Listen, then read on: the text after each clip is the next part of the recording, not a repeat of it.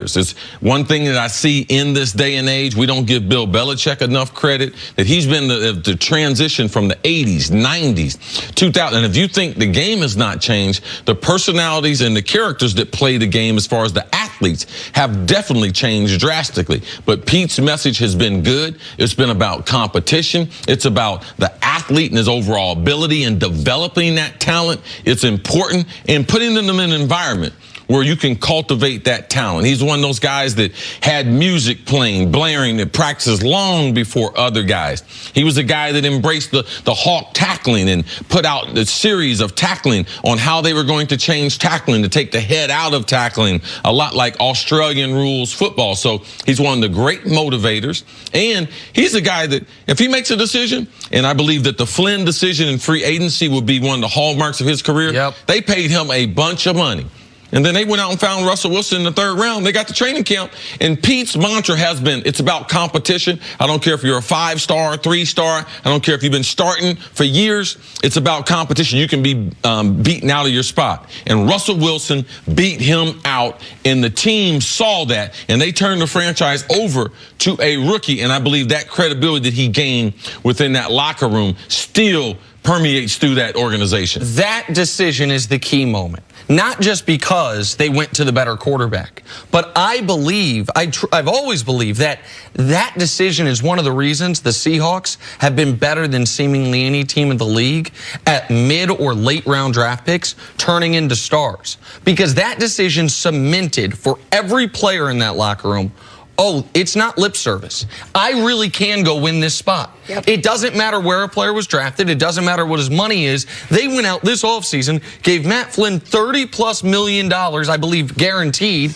Russell Wilson was a third-round pick that a lot of people thought, well, the Seahawks passed on him twice. We've seen him for 3 weeks. He's better. He's the starter. We'll eat the money on Matt Flynn. And he was right. And what that shows to Richard Sherman when he's a 5th-round pick, oh, I can go be a starter in this. Everybody, what it means for them.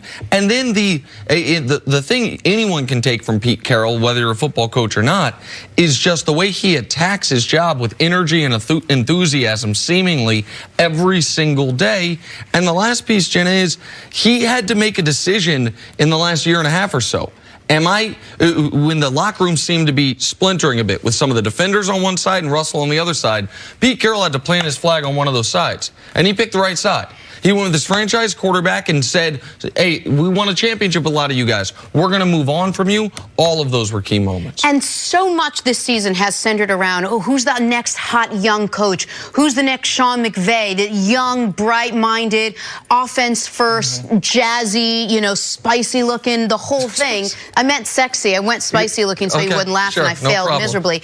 And yet, at the end of the day, it's the guy that's been doing it the longest. Pete Carroll, is he the oldest coach? The oldest coach so it's nice to see that someone who has stayed true to what his message was and to how much he loves his craft and loves football is the guy getting the extension. Yeah, Pete Carroll's he's an exceptional coach. He's one of the elite coaches that we're going to have in the league. His ability to be able to communicate with players, and I'm not going to say he decided on one side or not. What they've decided, him and Snyder, the general manager, is they have managed the talent and they have given money to guys who have deserved money. He has managed his locker room.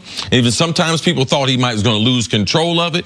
Pete has stayed firm in his commitment, but being innovative and changing some of the things, that's led to his success. You cannot coach 1980s, 1990s with these millennials playing in the NFL. It's not going to work. That's why I don't believe if Jacksonville, if they decide to go back to Tom Coughlin, I don't believe it's going to be right, because Tom Coughlin is a guy that was regimented and did not change. Bill Belichick, he has changed through the years, and that's how you're able to adapt to the young type of talent. That's how you're able to be the oldest coach in what this is a young man's game. And it's the knock on John Gruden right now, too. All right, let's take a break and get right back into NBA. Did I call him spicy or spicy sexy? looking.